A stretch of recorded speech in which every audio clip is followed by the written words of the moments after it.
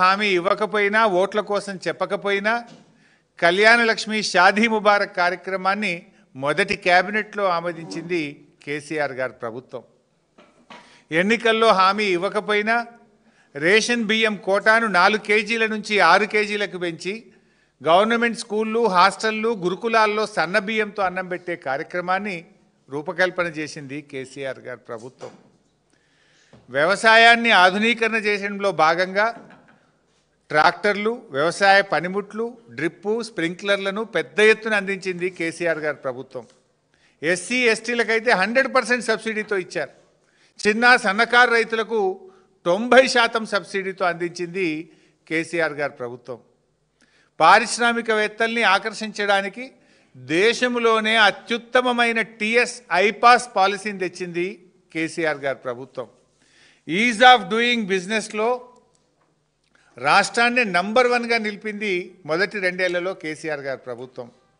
శాంతి భద్రతల విషయంలో highest CC కెమెరాలు పెట్టి, షీ టీంలను పెట్టి, లా అండ్ ఆర్డర్కు వారికి పెద్ద ఎత్తున బడ్జెట్నిచ్చి, రిక్రూట్మెంట్ రూపకల్పన చేసి, కొత్త వాహనాలను అందించి లా అండ్ ఆర్డర్లో దేశానికి ఆదర్శంగా నిలిపింది కేసీఆర్ గారి ప్రభుత్వం.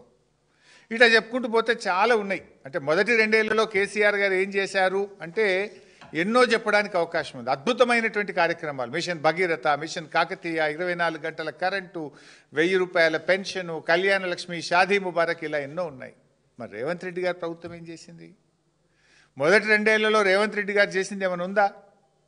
అసలు మొట్టమొదల ఫస్ట్ ప్రోగ్రాం వాళ్ళ మేనిఫెస్టోలో ఉన్న మొదటి కార్యక్రమం, ఆయన ప్రమాణ స్వీకారం చేసిన తర్వాత చెప్పిన మొదటి మాట అదే తుసుమన్నది.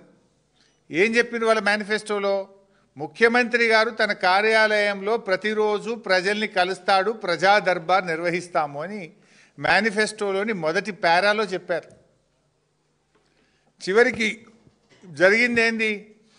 ఆ రోజు ప్రమాణ స్వీకారం చేసేటప్పుడు రేవంత్ రెడ్డి గారు రోజు ప్రజా దర్బారు నేను నిర్వహిస్తా, సామాన్యులు సైతం వచ్చి నన్ను కలవచ్చు అని చెప్పి గప్పాలు కొట్టిండు.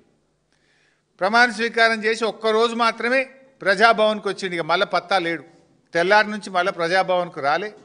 ఒక 4 రోజులు 5 రోజులు మంత్రులు వచ్చిండ్రు, తర్వాత వాళ్ళు కూడా బంద్ అయిపోయిండ్రు. రోజు దరఖాస్తులు పోయి వారానికి 2 రోజులకు వచ్చింది. ఇక ఆ దరఖాస్తుల గురించి పట్టించుకున్నాడో లేడు. అంటే బిల్డప్ బాబాయ్ ఈ రేవంత్ రెడ్డి చెప్పిన మొదటి అబద్ధం ఇది. మేనిఫెస్టోలో కావచ్చు, ప్రమాణ స్వీకారం చెప్పిన తర్వాత ఈయన గారు చెప్పిన మొదటి అబద్ధం. ఇక్కడితో స్టార్ట్ అయింది ఈయన ప్రయాణం.